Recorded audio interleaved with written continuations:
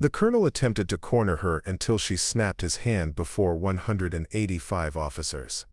When Colonel Robert Hayes cornered Navy Lieutenant Ellie Ross during the Joint Service Leadership Conference at the Pentagon, he believed his rank and the formal military setting would intimidate her into submission to his predatory advances. What he didn't anticipate was that her SEAL training would turn his attempted assault into a public demonstration of defensive tactics that would destroy his career and inspire a revolution in military sexual assault prevention protocols before the most senior military leadership in the country.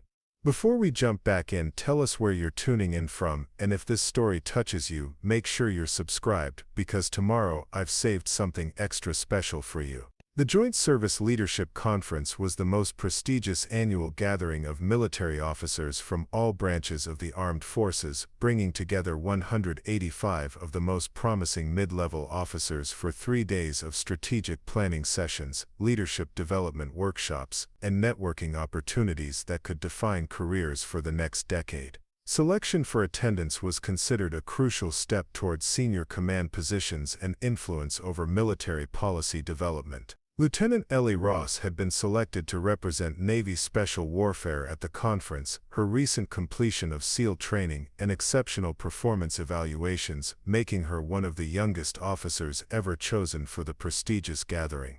Her presence represented the military's commitment to integrating women into special operations roles while showcasing the capabilities and professionalism of the newest generation of elite warriors. The Pentagon's Hall of Heroes provided an impressive venue for the conference, with its marble columns and displays of military valor creating an atmosphere that emphasized the honor and tradition of military service. The formal setting was designed to inspire participants while providing appropriate dignity for discussions of strategic importance to national security and military effectiveness. Preparing and narrating this story took us a lot of time, so if you are enjoying it, subscribe to our channel, it means a lot to us. Now back to the story. Colonel Robert Hayes had built his reputation over 22 years of service as a competent staff officer and strategic planner, with assignments to the Joint Chiefs of Staff and Pentagon leadership positions that had provided visibility and influence within the military hierarchy.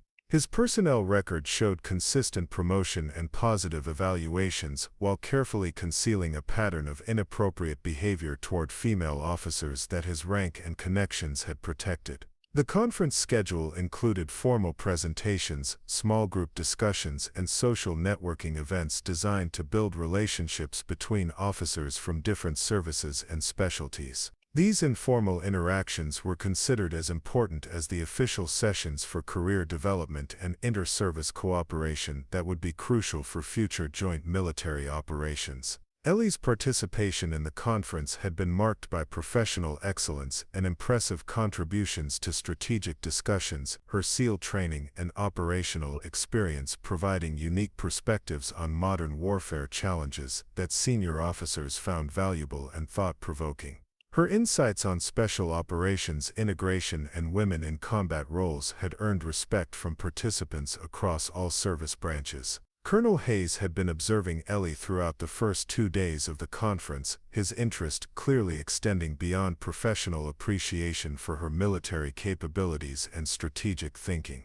His approach had been subtle but persistent, with comments and questions that gradually shifted from operational matters to personal topics that made his intentions increasingly obvious to anyone paying attention. The conference environment created numerous opportunities for informal interaction between participants, with coffee breaks, meal periods, and evening social events providing settings where rank differences could be temporarily relaxed and professional networking could occur. These settings also created opportunities for predatory behavior by senior officers who might exploit the informal atmosphere for inappropriate advances. Ellie had recognized Colonel Hayes's predatory pattern immediately, her SEAL training having prepared her for threat assessment and recognition of hostile intent from any source, including superior officers who might abuse their authority for personal gratification. Her awareness of his behavior had prompted defensive preparations while maintaining professional courtesy required by military protocol and conference etiquette.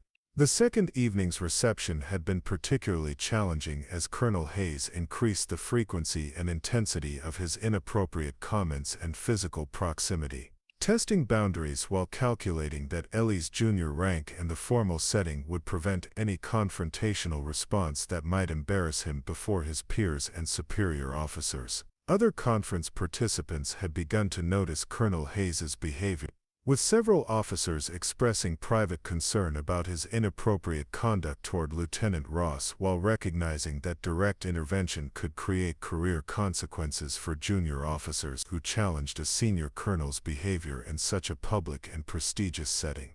The third day of the conference was scheduled to conclude with presentation of individual strategic assessments by selected participants, providing opportunity for young officers to demonstrate their analytical capabilities before senior military leadership.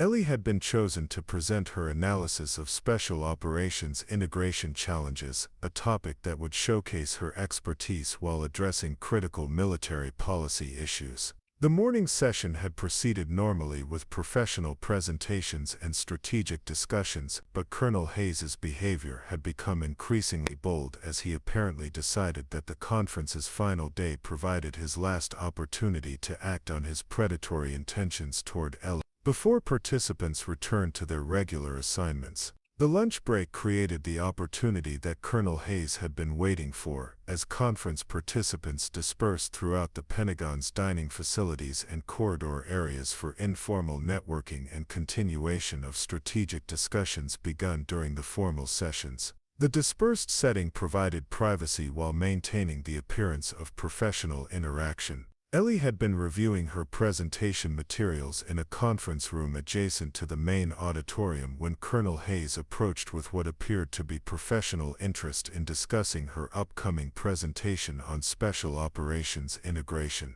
His initial comments were appropriate and focused on military strategy, providing cover for his true intentions while positioning himself for more personal interaction.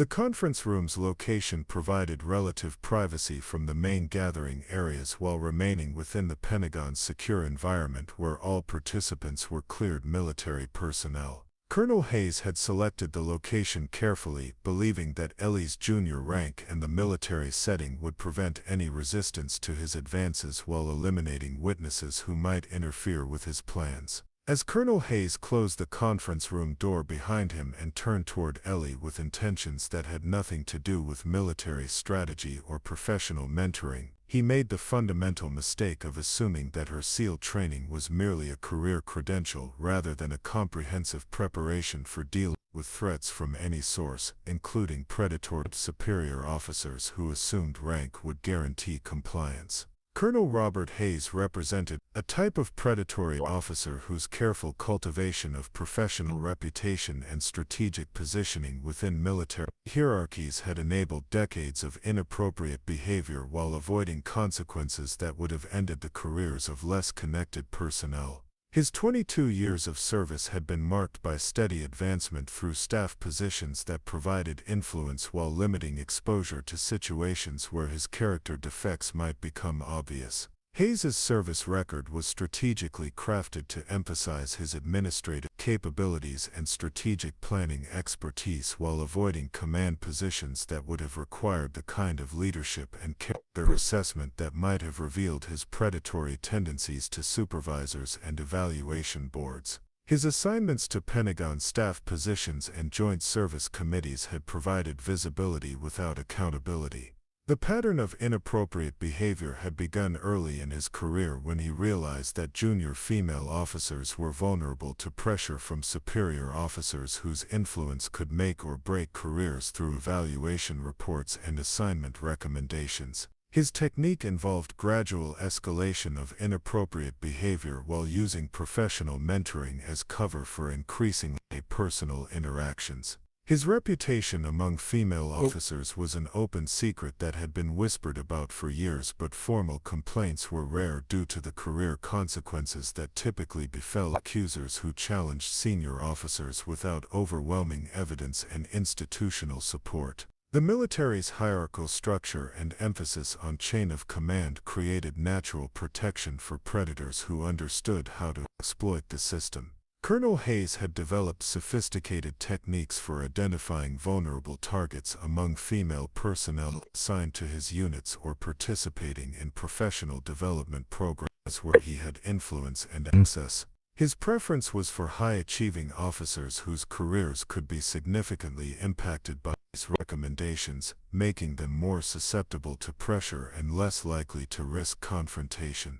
The Pentagon assignment had provided Hayes with expanded opportunities for predatory behavior as his position on the Joint Staff gave him access to officers from all service branches and his influence over professional development programs created natural opportunities for interaction with promising female personnel seeking career advancement and strategic assignments. His approach typically involved professional mentoring that gradually became more personal, with invitations to private meetings ostensibly focused on career but designed to create opportunities for inappropriate behavior. His office location and access to secure conference rooms provided privacy while maintaining plausible professional justification for one-on-one interactions. Previous incidents had been carefully managed through his network of allies and mutual protection relationships with other senior officers who had their own reasons for maintaining institutional silence about inappropriate behavior. The few formal complaints that had been filed were either dismissed for lack of evidence or resolved through transfers and administrative actions that protected Hayes while punishing his accusers. The Joint Service Leadership Conference provided Hayes with access to female officers from across the military who were unlikely to have heard the whispered warnings about his behavior that circulated within Pentagon circles. The prestigious nature of the conference and its emphasis on career development created perfect cover for his predatory approach to promising young officers. Lieutenant Ellie Ross had attracted his attention not only because of her professional achievements and SEAL training credentials, but because her junior rank and newcomer status to the Pentagon environment suggested she would be unaware of his reputation and unprepared for his sophisticated approach to identifying and exploiting potential victims. Hayes's assessment of Ellie as a target was based on assumptions about female officers that his previous experience had reinforced. That junior rank would create deference to his authority. That career concerns would prevent confrontational responses to inappropriate behavior, and that the formal military setting would intimidate potential victims into compliance with his demands. His escalation of inappropriate behavior during the conference had followed his established pattern of testing boundaries while maintaining plausible deniability, gradually moving from professional interaction to the personal comments and physical proximity designed to assess her willingness to accept inappropriate attention without formal complaint or resistance. The decision to corner Ellie in the conference room represented Hayes's standard technique for transitioning from subtle harassment to overt assault, using privacy and his superiority create conditions where he believed compliance would be guaranteed while resistance would be futile. What Colonel Hayes failed to understand was that SEAL training had prepared Ellie for exactly this type of assessment and response, teaching her to recognize predatory behavior patterns and respond with appropriate defensive techniques regardless of the source or setting. His assumptions about military hierarchy and female officer vulnerability were about to encounter reality in its most uncompromising form.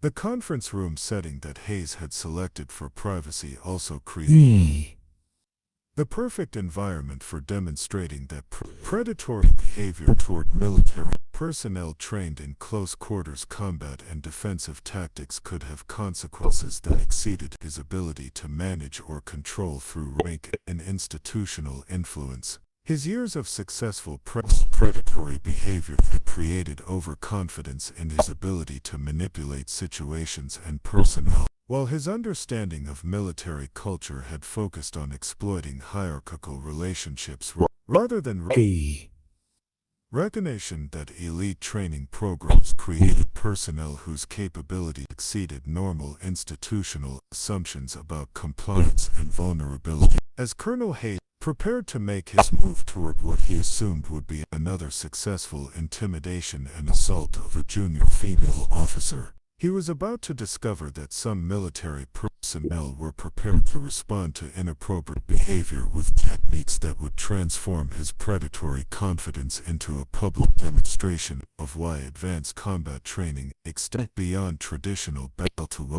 applications. The conference room door clicked shut with a sound that Curran intended to be final and intimidating, cutting off Lieutenant Ellie Ross from the safety of public spaces and creating the isolated environment where he had successfully cornered numerous female officers over his career. His positioning between Ellie and the exit was calculated to establish physical dominance, while his rank provided psychological pressure that had previously guaranteed compliance from his victims. Lieutenant Ross. Hayes began with the tone of authority that had served him well. In previous encounters, I think we need to discuss your courageous development in more detail. Your presentation today shows promise, but success in the military requires understanding relationships and reciprocity that aren't covered in your SEAL training. His words carried implications that were unmistakable despite the professional language. Ellie remained positioned near the conference table while conducting automatic threat assessment procedures that her SEAL training had made instinctive. Evaluating Hayes's positioning, potential weapons, escape routes, and defensive advantages within the confined space. Her response was professional, neutral, while her body prepared for whatever escalation might develop from his inappropriate approach. Sir, I believe my presentation materials adequately address the strategic issues we've been discussing, Ellie replied. Her voice carrying no trace of intimidation while subtly shifting her stance to improve tactical positioning should the situation require defensive action. If you have specific professional concerns about my analysis, I'm happy to address them through appropriate channels. Hayes's interpretation of her calm, responsive submission encouraged him to move closer. His bulk designed to create physical intimidation, while his eyes made clear that his interest had nothing to do with military strategy or professional development. I think you misunderstand the situation, Lieutenant. Success requires more than technical competence. It requires understanding how relationships work in this environment. The colonel's hand moved toward Ellie's shoulder in a gesture designed to establish unwanted physical contact while testing her willingness to resist inappropriate touching from a superior officer. His movement was deliberate and predatory, intended to begin the physical escalation that had characterized his previous assaults, while calculating that her junior rank would prevent effective resistance. Colonel, you need to step back and maintain appropriate professional distance, Ellie stated clearly, her voice carrying unmistakable authority despite the rank difference between them. This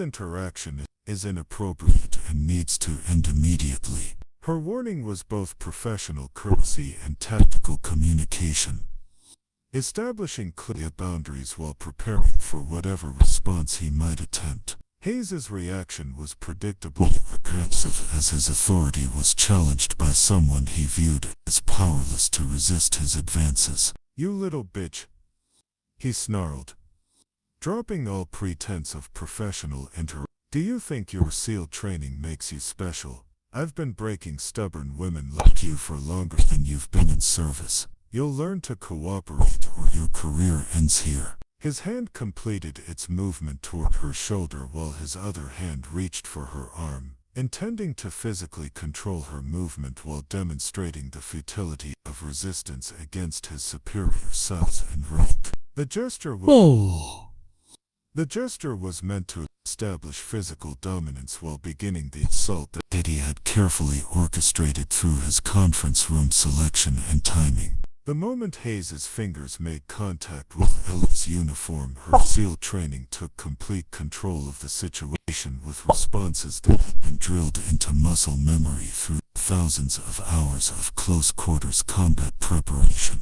Her defensive reaction was instantaneous and devastating, designed to neutralize threats through overwhelming application of precisely targeted.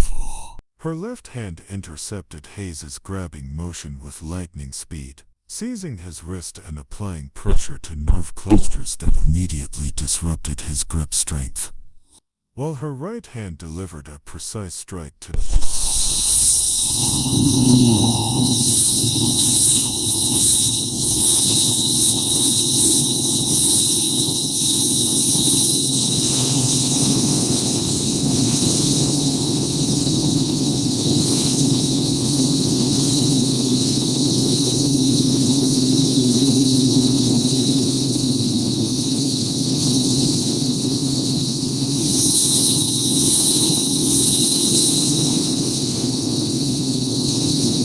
the combination was executed in less than 2 seconds with surgical precision, but Ellie's response was far from complete, as Hayes' size and aggressive intentions required more decisive action than simple defensive techniques, as he attempted to recover from her initial strikes while maintaining his grabbing motion toward her. She applied the joint manipulation technique that would define the entire encounter and transform it from private assault to public demonstration. Hayes's right hand, which had been reaching for her arm to establish physical control, was seized by Ellie's grip and subjected to a precise wrist lock that applied pressure against the joint's natural range of motion. The technique was designed to cause immediate compliance through controlled application of leverage that could escalate from uncomfortable to devastating depending on the level of force applied. Release me immediately or will break your wrist.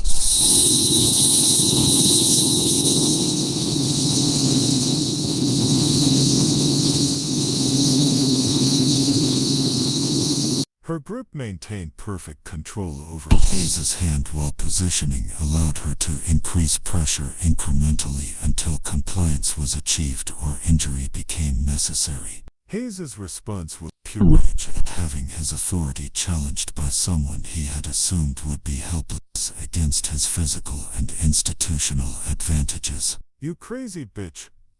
Let go of me. I'll have you court-martialed and thrown out of the service for assaulting a superior officer." His threats revealed complete misunderstanding of both the legal situation and the tactical reality he now faced. His attempt to pull away from Ellie's grip while reaching for her with his free hand triggered the escalation that would transform a private assault into a public spectacle, as her controlled application of joint pressure suddenly increased to levels that exceeded the structural integrity of the bones and ligaments that connected his hand to his wrist. The distinctive sound of breaking bones echoed through the conference room as Colonel Hayes learned that SEAL training included techniques specifically designed to neutralize larger, stronger opponents through precise application of leverage and anatomical knowledge that could overcome any physical advantage through superior training and tactical positioning. The sound of Colonel Hayes's breaking wrist bones was audible throughout the adjacent corridors where 185 officers from the Joint Service Leadership Conference were gathering for the afternoon session, creating an immediate stir of curiosity and concern as military personnel trained to recognize the sounds of combat and emergency situations realized that something significant was occurring in the conference room. Hayes's scream of pain and shock as his wrist snapped under the controlled pressure of Ellie's joint lock brought immediate response from nearby officers who assumed a medical emergency or accident was occurring, but his subsequent shouted threats and profanity made clear that the situation involved interpersonal conflict rather than routine mishap.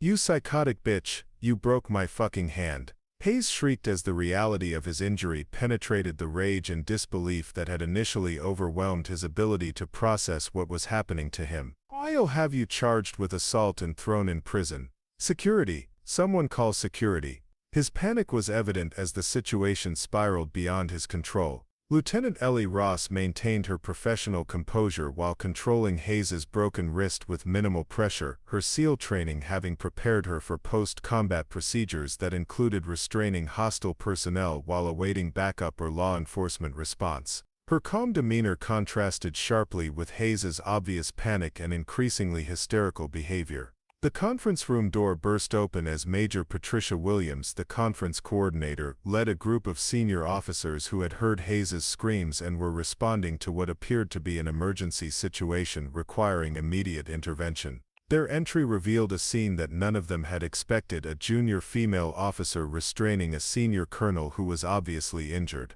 "What the hell is going on in here?" demanded Brigadier General Michael Thompson, whose seniority and position as conference senior advisor gave him authority to take command of whatever crisis was developing. His assessment of the situation was complicated by the obvious rank disparity and the unusual sight of Hayes being controlled by someone he outranked by several levels. "Sir," Ellie responded with military precision while maintaining her restraint of Hayes. "Colonel Hayes attempted sexual assault and I defended myself using appropriate defensive techniques. He has sustained a wrist fracture as a result of his continued aggressive behavior after I warned him to cease his inappropriate actions." Her report was clear and professional despite the extraordinary circumstances. The gathering crowd of conference participants created an audience that transformed what Hayes had intended as a private assault into a very public demonstration of both his predatory behavior and its consequences. Officers from all service branches were witnessing a situation that would become legendary within military circles for its implications regarding sexual assault and defensive response.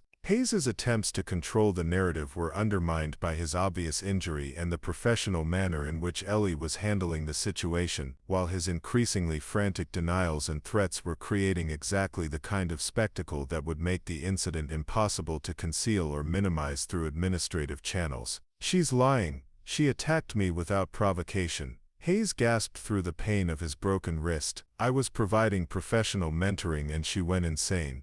This is assault on a superior officer and I demand her immediate arrest." His version of events was contradicted by his positioning, the closed door, and the testimony of witnesses who had observed his inappropriate behavior throughout the conference. Major Williams immediately began establishing procedures for documenting the incident while ensuring that both parties received appropriate medical and legal support, her experience in military law and personnel management providing crucial guidance for handling a situation that had no precedent in the conference's history.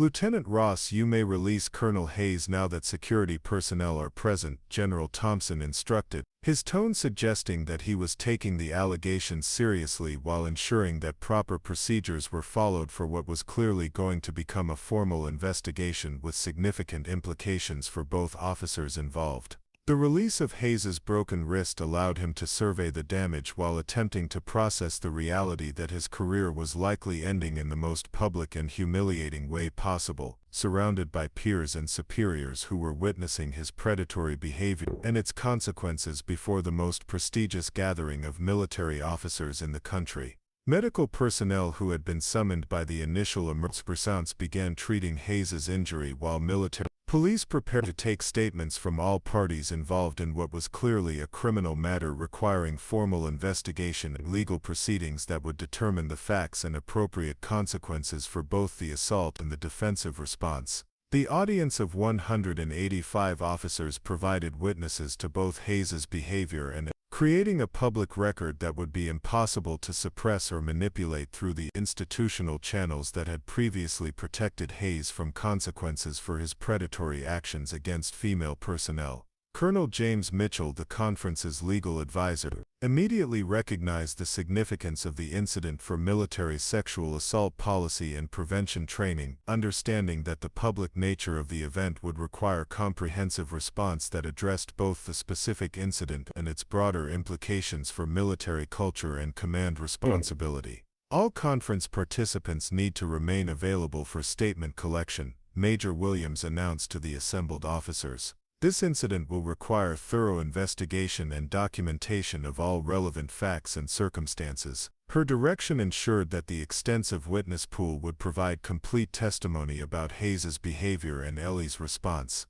The transformation of Hayes's intended private assault into a public demonstration of defensive capabilities had created exactly the kind of visibility and accountability that predatory officers most feared.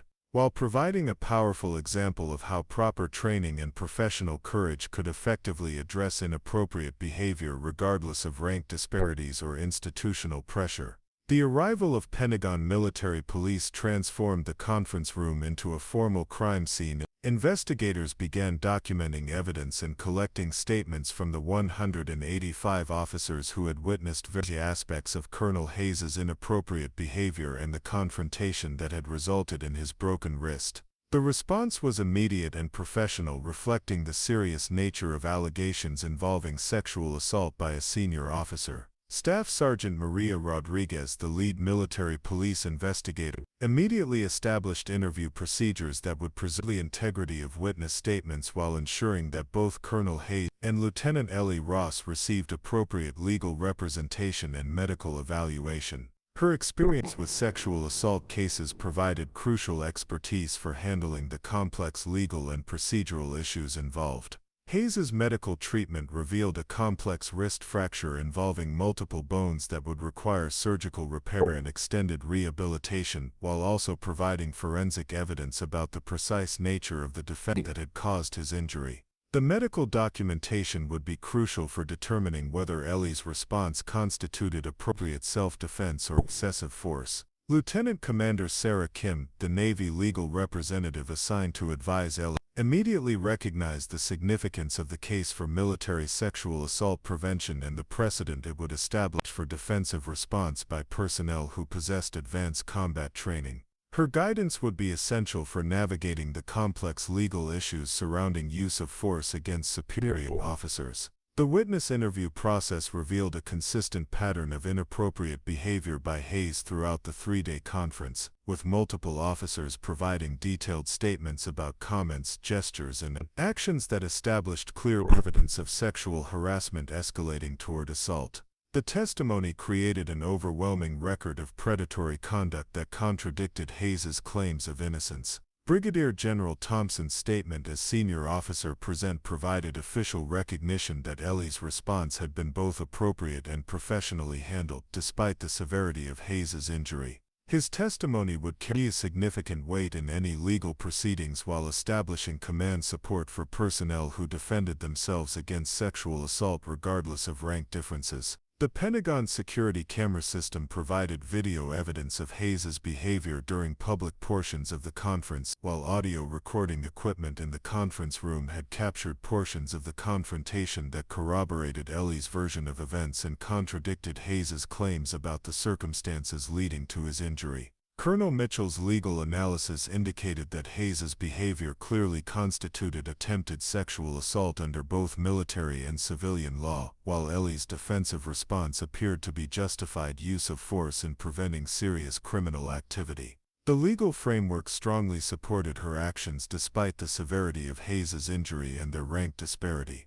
The investigation revealed that Hayes had been the subject of previous informal complaints that had been administratively resolved without formal, creating a documented pattern of inappropriate behavior that had been inadequately addressed by military leadership. The revelation added institutional liability to the individual criminal charges Hayes would face. Major Williams' coordination of the investigation ensured that all conference participants were properly interviewed while maintaining operational security for the sensitive information and personnel involved in the prestigious leadership development program. Her management of the crisis demonstrated professional competence under extraordinary circumstances that threatened the conference's reputation and objectives. The media implications of the incident were immediately recognized by Pentagon public affairs specialists who understood that a senior officer's sexual assault attempt at a major military leadership conference would generate significant public attention and scrutiny of military sexual assault policies and prevention programs.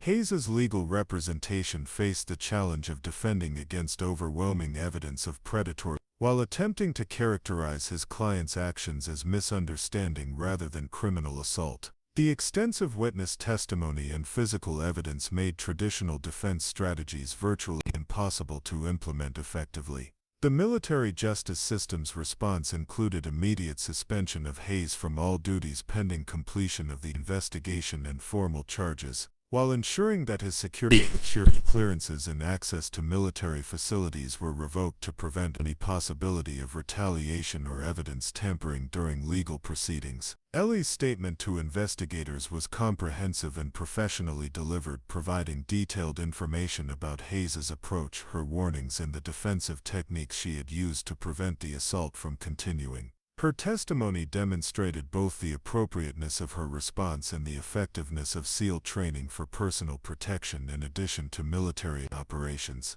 The incident's implications for military training and policy were immediately recognized by senior leadership, who understood that the public nature of the confrontation would require comprehensive review of sexual assault prevention programs and defensive response protocols for personnel serving in positions where they might face similar threats. Pentagon security procedures were reviewed to determine how Hayes had been able to isolate Ellie in the conference room despite the facility's extensive surveillance and security measures, leading to recommendations for improved monitoring of interactions between personnel of different ranks during professional development programs and conferences. The Joint Service Leadership Conference was suspended pending completion of the initial investigation, with participants remaining available for additional. As the investigation expanded to include Hayes's entire service record and previous assignments, the full scope of his predatory behavior began to emerge through interviews with former colleagues and subordinates who had previously been reluctant to report inappropriate conduct by such a senior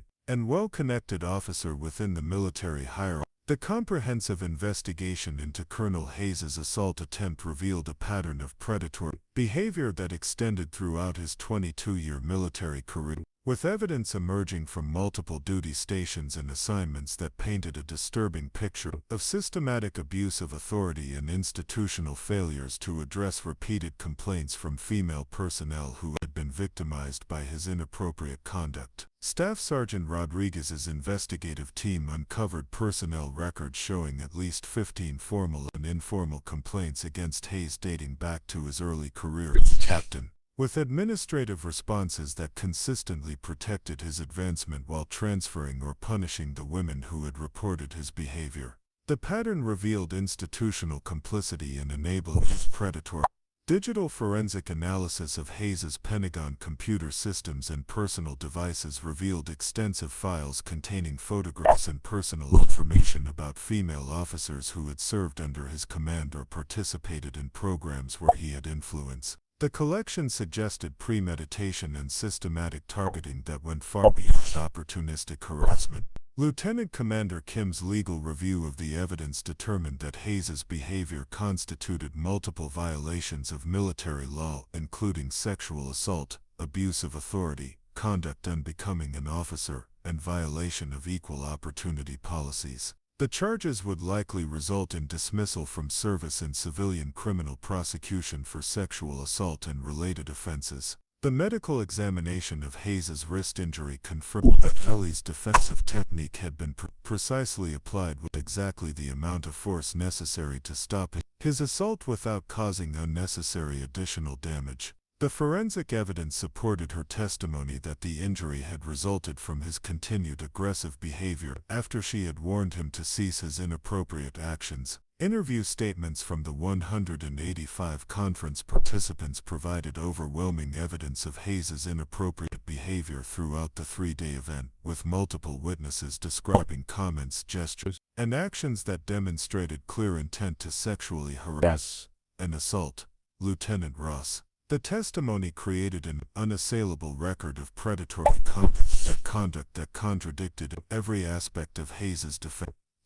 Pentagon security footage from hallways and common areas showed Hayes following and observing Ellie throughout the conference, while audio recordings from the conference room captured his threatening language and explicit statements about his intentions to force her compliance with it. The electronic evidence corroborated witness testimony and Ellie's account of the assault. The investigation expanded to include Hayes's previous duty assignments, revealing similar patterns of behavior at Fort Bragg, Camp and Joint Base Lewis McChord, where female personnel had filed complaints that were consistently dismissed or minimized by commanding officers who prioritized Hayes's career.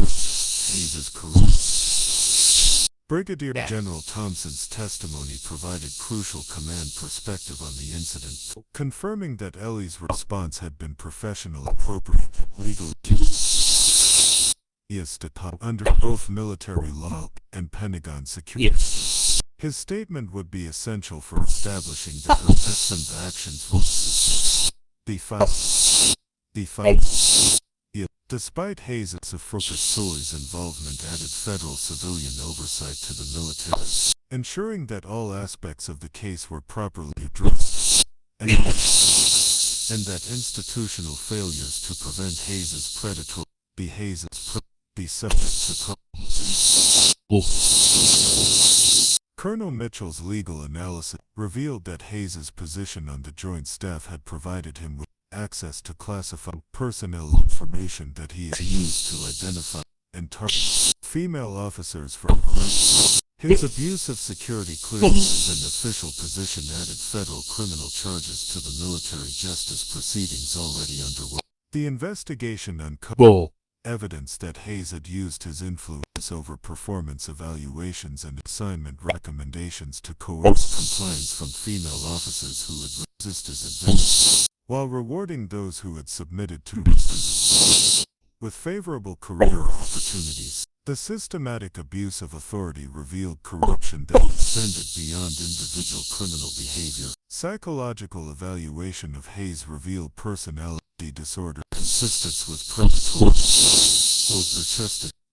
while also indicating that his actions had been calculated and deliberate, rather than impulsive mistakes. The assessment would be crucial for determining appropriate sentencing and the likelihood of rehabilitation or continued threat to military personnel. The Pentagon Inspector General's review identified multiple failures in the chain of command that had enabled Hayes' behavior continue undetected and unpunished for including undetected and unpunished, including imitation procedures, retaliation upon bleeding, retaliation against compliance, and systematic protection of senior officers whose behavior violated military and federal law. Media coverage of the investigation revealed that military embroidered sexual assault had been underreported and inadequately addressed for years, with Hayes' case representing systemic problems that required comprehensive reform of military justice procedures and command accountability for protecting personnel from predatory behavior by superior officers. Congressional oversight committees announced hearings to examine the institutional failures revealed by Hayes' case, with particular focus on how a senior officer extensive documented history of inappropriate behavior had been able to advance to positions of greater authority and access to controlled. The victims who had previously filed complaints against Hayes began coming forward with detailed testimony about their experiences and the retaliation they had suffered for reporting his behavior, creating additional evidence of systematic institutional failures that had prioritized protecting predatory officers over ensuring the safety and welfare of military personnel. Ellie's cooperation with investigators provided crucial insights into penny techniques and training and military sexual assault prevention. While her professional handling of the situation demonstrated that proper preparation could enable personnel protected the professionals against predatory instituting behavior regardless of rank disparities or institutional pressure. The evidence collected during the investigation would be used not only for Hayes' prosecution but also for developing comprehensive reforms to military sexual assault prevention, reporting procedures, and command accountability that would help prevent similar cases from occurring.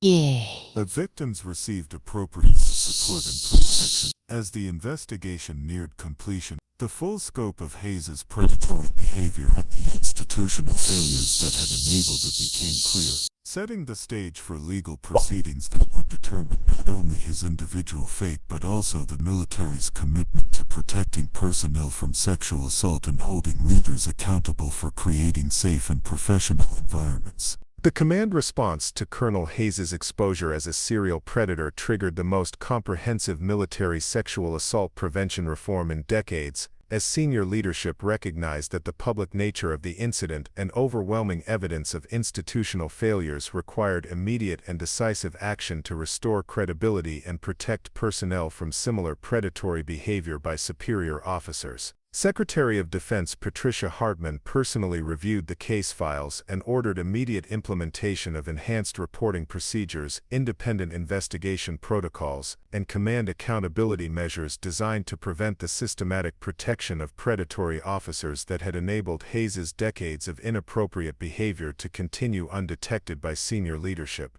The Joint Chiefs of Staff issued service-wide directives requiring mandatory sexual assault prevention training for all officers above the rank of major, with particular emphasis on recognizing and reporting inappropriate behavior by peers and superiors. The training programs would include case studies based on Hayes's predatory pattern and the institutional failures that had protected him. Pentagon leadership established an independent sexual assault prevention and response office with direct reporting authority to the Secretary of Defense, removing sexual assault investigations from normal chain-of-command procedures that had consistently failed to protect victims or hold predators accountable for their criminal behavior.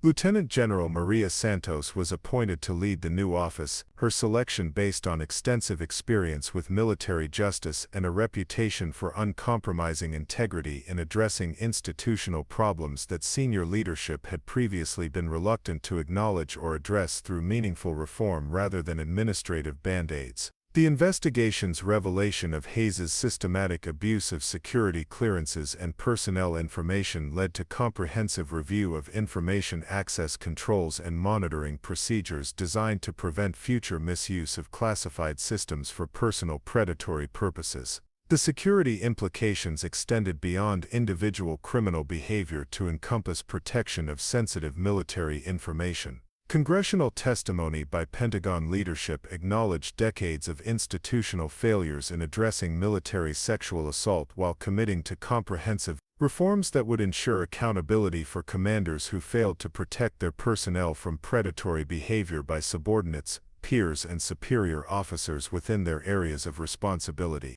The establishment of victim advocacy programs independent of military command structure provided support services and legal representation for personnel reporting sexual assault, while witness protection procedures were implemented to prevent the retaliation that had previously discouraged reporting and enabled predatory officers to continue their criminal behavior. Admiral Jennifer Clark, the Navy's senior legal officer, announced immediate review of all personnel evaluations and assignment decisions involving female officers who had served under Hayes's command or influence, recognizing that his systematic use of career manipulation had created lasting damage that required corrective action and appropriate career remediation. The Defense Finance and Accounting Service was directed to audit Hayes's compensation and benefits throughout his career, with provisions for recovery of funds that had been paid to an officer whose criminal behavior had made him unfit for service while his victims had suffered career consequences for reporting his inappropriate conduct. Military training programs were redesigned to include comprehensive instruction on defensive techniques and legal procedures for personnel who might face sexual assault or harassment from superior officers, with Lieutenant Ross's case serving as a model for appropriate response and the institutional support that should be available to victims. The Pentagon's Equal Opportunity Office was expanded and given enhanced authority to investigate complaints independently of local command influence, while new procedures were established for direct reporting to senior leadership when local commanders failed to address inappropriate behavior or engaged in retaliation against personnel who filed complaints. Medical and psychological support services were enhanced to provide comprehensive care for sexual assault survivors, while research programs were established to study the long-term effects of military sexual trauma and develop improved treatment protocols that addressed both individual healing and career recovery for personnel whose advancement had been damaged by predatory officers.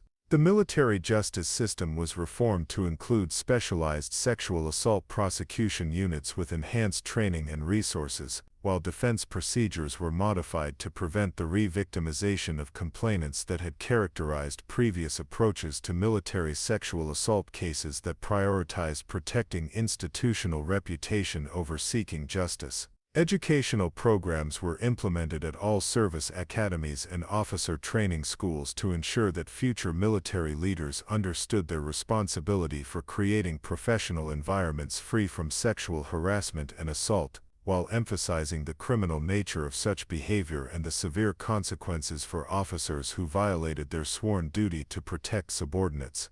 The establishment of annual command climate assessments included mandatory evaluation of sexual assault prevention and response effectiveness, with command evaluations and promotion decisions linked directly to demonstrated success in creating safe and professional environments for all personnel regardless of gender, rank, or specialty assignment. International military cooperation programs were modified to include sharing of best practices for sexual assault prevention, recognizing that the problem extended beyond individual services or nations and required coordinated approaches to address cultural and institutional factors that had historically enabled predatory behavior in military organizations.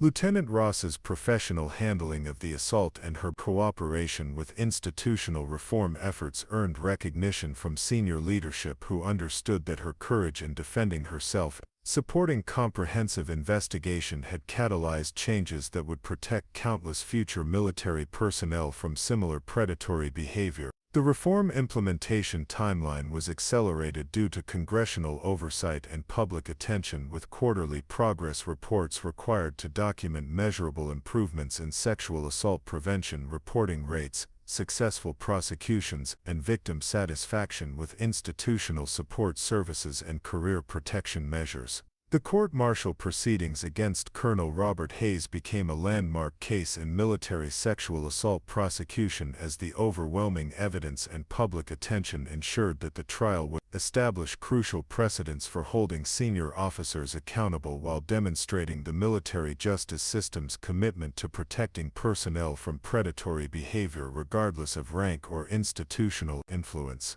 Major Rebecca Torres, the lead military prosecutor, presented evidence that documented Hayes's 22-year pattern of sexual harassment and assault, with testimony from 17 victims who courageously came forward to describe their experiences and the retaliation they had suffered for reporting his inappropriate behavior to commanding officers who had consistently failed to take appropriate action. The prosecution's case was strengthened by the extensive physical evidence, audio recordings, and witness testimony from the 185 officers who had observed Hayes's behavior at the Joint Service Leadership Conference, creating an unassailable record of predatory conduct that made traditional defense strategies based on character assassination or victim blaming impossible to implement.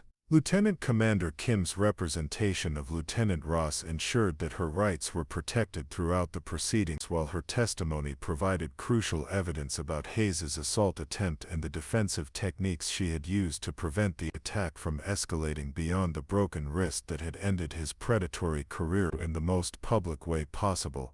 Hayes's defense team, led by civilian attorney Marcus Webb, attempted to characterize the incident as a misunderstanding escalated by excessive force from someone trained in combat techniques, but their strategy was undermined by the extensive evidence of premeditation and the systematic pattern of similar behavior documented throughout his military service. The medical testimony regarding Hayes's wrist fracture confirmed that Lieutenant Ross's defensive technique had been precisely applied with exactly the force necessary to stop his assault, while expert analysis demonstrated that her response had been both legally justified and professionally appropriate given the circumstances and her specialized training in defensive tactics. Witness testimony from conference participants provided devastating evidence of Hayes's inappropriate behavior throughout the three-day event, with detailed accounts of comments, gestures, and actions that established clear predatory intent while demonstrating the public nature of his harassment and the professional manner in which Lieutenant Ross had initially attempted to deflect his inappropriate attention. The revelation of Hayes's abuse of classified personnel systems to identify and target female officers added federal criminal charges to the military proceedings, with cybercrime specialists testifying about his systematic collection of personal information and photographs that had enabled his predatory behavior across multiple duty stations and assignments. Psychological evaluation testimony revealed personality disorders consistent with serial predatory behavior and complete absence of empathy for his victims, while establishing that his actions had been calculated and deliberate rather than impulsive mistakes or misunderstandings that might warrant reduced sentences or rehabilitation programs. The testimony of previous victims provided heartbreaking accounts of career damage, psychological trauma, and institutional betrayal they had experienced after reporting Hayes's behavior to commanding officers who had consistently prioritized protecting his advancement over ensuring the safety and welfare of personnel under their responsibility and care. Character witnesses for Hayes were notably absent as colleagues and superiors distanced themselves from someone whose criminal behavior and institutional protection had created liability for everyone who had failed to take appropriate action when presented with evidence of his inappropriate conduct toward female personnel. The prosecution's closing arguments emphasized that Hayes's case represented systemic failures in military leadership and accountability that required severe punishment to demonstrate that predatory behavior would no longer be tolerated or protected through institutional channels designed to preserve careers rather than protect personnel from criminal assault. The defense's closing arguments attempted to minimize Hayes's actions while suggesting that Lieutenant Ross's response had been excessive, but their strategy was undermined by the extensive evidence and the professional consensus that her defensive actions had been not only appropriate but exemplary in demonstrating how properly trained personnel should respond to sexual assault attempts. The military judge's instructions to the panel emphasized the serious nature of the charges and the importance of the case for establishing military justice system credibility in addressing sexual assault by senior officers, while ensuring that all evidence was properly considered without regard to rank, gender, or institutional pressure to minimize the significance of the crimes. The deliberation process was relatively brief given the overwhelming evidence, with panel members recognizing that Hayes's guilt was established beyond reasonable doubt while the severity of his predatory pattern and institutional damage required punishment that would deter similar behavior by other officers who might consider abusing their authority for personal gratification.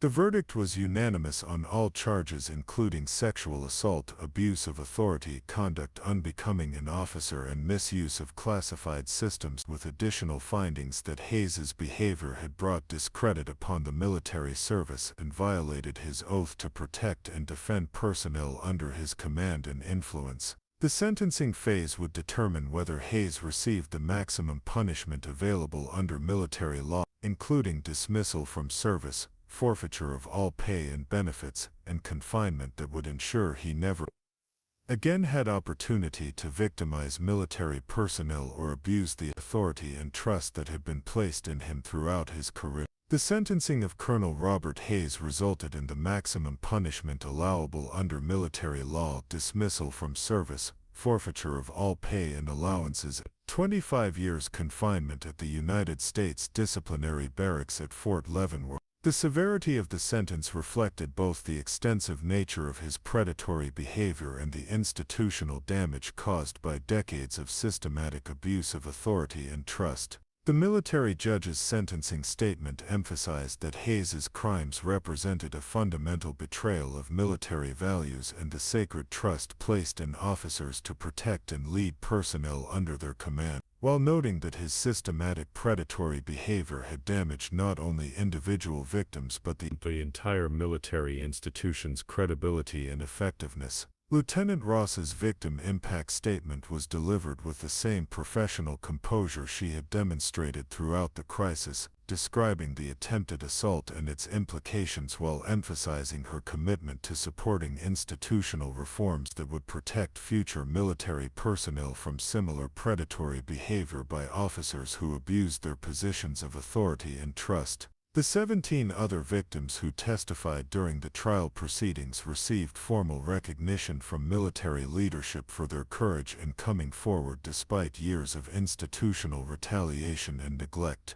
While comprehensive career remediation programs were established to address the professional damage they had suffered for reporting Hayes's criminal behavior, congressional oversight hearings following the sentencing examined the institutional failures that had enabled Hayes's predatory behavior to continue undetected for 22 years, with particular focus on command accountability and the systematic protection of senior officers whose criminal conduct had been repeatedly reported by subordinates who suffered career consequences for their courage. The Pentagon's implementation of comprehensive sexual assault prevention reforms accelerated following Hayes's conviction with enhanced reporting procedures, independent investigation capabilities, and victim support services designed to ensure that future cases would be properly addressed rather than covered up through administrative channels that prioritized institutional protection over personnel safety. Lieutenant General Santos's Sexual Assault Prevention and Response Office reported significant increases in reporting rates following the Hayes case, indicating that personnel had greater confidence in institutional support for victims while recognizing that predatory behavior by senior officers would face serious consequences rather than administrative protection and career. The military training programs developed using Hayes's case as a model for predatory behavior recognition and response were implemented across all service branches, with particular emphasis on empowering personnel to defend themselves and report inappropriate behavior regardless of rank disparities or potential career consequences from challenging superior officers. Media coverage of the case and its aftermath highlighted the broader cultural changes occurring within military institutions as leadership recognized that addressing sexual assault required fundamental shifts in accountability, transparency, and fear, and support for personnel who reported criminal behavior by colleagues and superiors who had previously been protected by institutional loyalty and hierarchy. Hayes's appeals of his conviction and sentence were unanimously rejected by military appellate courts, with judicial opinions emphasizing the overwhelming evidence and the appropriateness of maximum punishment for crimes that had damaged both individual victims and institutional integrity through systematic abuse of authority over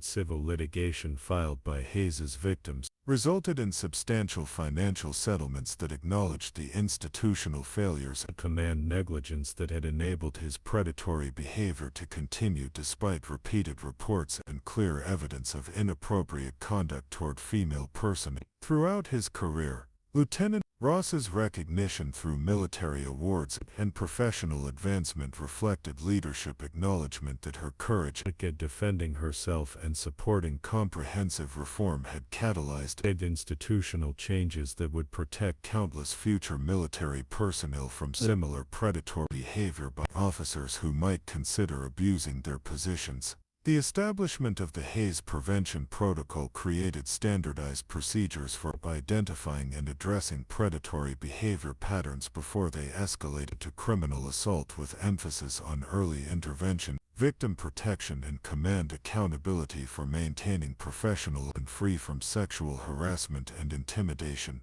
International military cooperation included sharing the lessons learned from Hayes's case with allied forces facing similar challenges in addressing sexual assault within higher military, demonstrating that effective prevention required comprehensive cultural change rather than administrative policies that could be circumvented by determined predators. The long-term impact of the case extended beyond individual justice to encompass fundamental changes in military culture, accountability, and leadership development that emphasize character and integrity as essential qualifications for advancement to positions of authority and responsibility over military personnel. Research programs established following the case examined the psychological and career impacts of military sexual assault while developing improved support services and treatment protocols that addressed both immediate trauma and long-term recovery needs for personnel whose military service had been damaged by predatory behavior.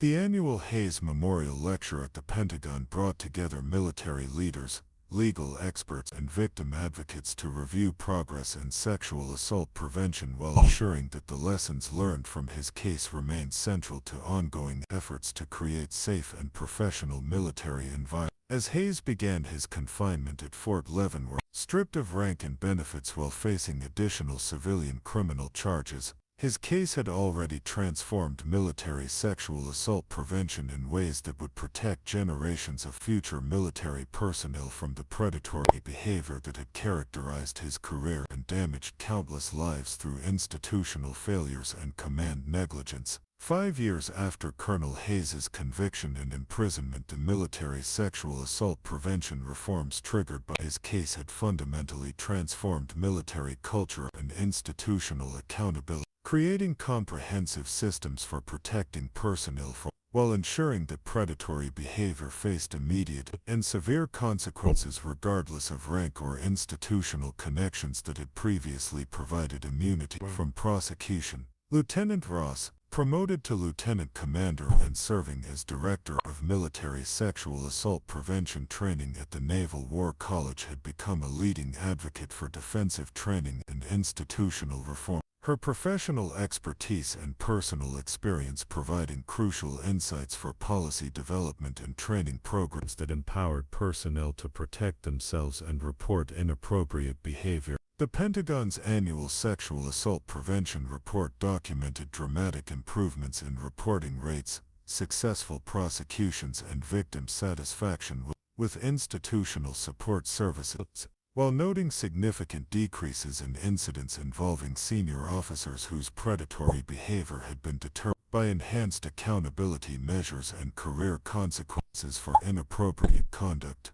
The Hayes Prevention Protocol had been adopted by military forces worldwide as the gold standard for identifying and addressing predatory behavior patterns before they escalated to criminal assault, with international training programs sharing best practices and coordinated approaches to cultural change that emphasize character, integrity, and military leadership development. Congressional oversight committees continued monitoring military sexual assault prevention progress through quarterly reviews and annual hearings that maintain public attention and political pressure for continued improvement in protecting personnel from predatory behavior while holding commanders accountable for maintaining professional. The victims of Hayes's predatory behavior had received comprehensive career remediation and support services that addressed both professional advancement opportunities and long-term psychological recovery, with several accepting leadership positions in sexual assault prevention programs that benefited from their experience and commitment to protecting future personnel. Military training programs continued incorporating lessons learned from the Hayes case into leadership development and professional military education at all levels, ensuring that future military leaders understood their responsibility for creating safe environments while recognizing the severe personal and institutional consequences of failing to address inappropriate behavior. The Independent Sexual Assault Prevention and Response Office had expanded its capabilities and authority based on proven effectiveness in addressing institutional failures and providing victim support services that were independent of command influence, creating sustainable systems for accountability and reform that would continue protecting regardless of political or leadership changes. Research conducted by military medical and psychological specialists had advanced understanding of sexual assault prevention, trauma treatment, and career recovery, while developing enhanced support services that addressed the unique challenges faced by military personnel whose service had been impacted by predatory behavior from superior officers. The military justice system reforms implemented following Hayes's case had resulted in specialized prosecution units, enhanced victim protections, and streamlined procedures that ensured sexual assault cases received appropriate legal attention while preventing the re-victimization that had characterized previous approaches to military criminal justice. Educational programs at service academies and officer candidate schools continue, emphasizing the Hayes case as a fundamental example of how individual case pendant institutional integrity while demonstrating the importance of personal courage in defending oneself and supporting comprehensive accountability for inappropriate behavior, regardless of rank or position. The annual Hayes Memorial Conference brought together military leaders,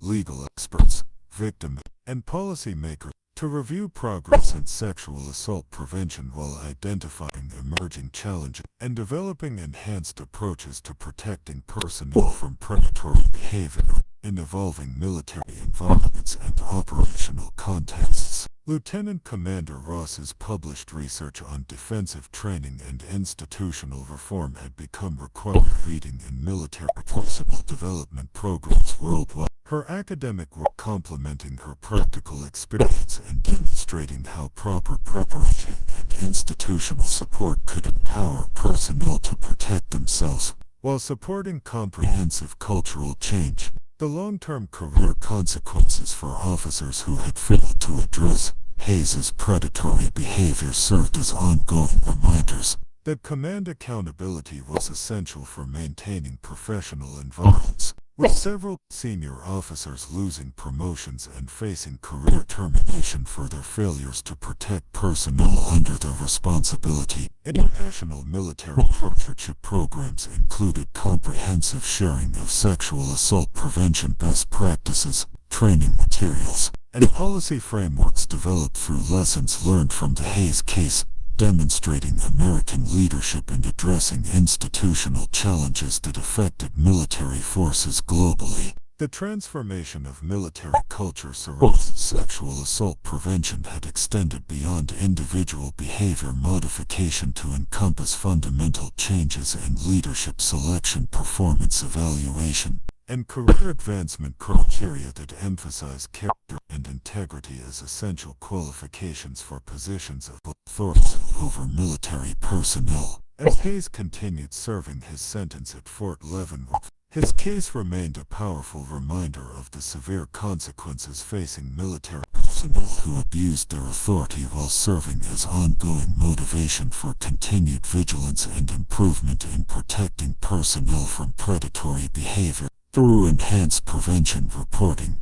and accountability systems. The legacy of Lieutenant Commander Ross's courage in defending herself and supporting institutional reform continued, inspiring military personnel to report inappropriate behavior and seek proper training for personal protection, while demonstrating that individual actions could catalyze comprehensive changes that protected countless others from similar predatory. If next you've got two more standout stories right on your screen. If this one hit the mark, you won't want to pass these on. Just click and check them out. And don't forget to subscribe and turn on the notification bell so you don't miss an upload from us.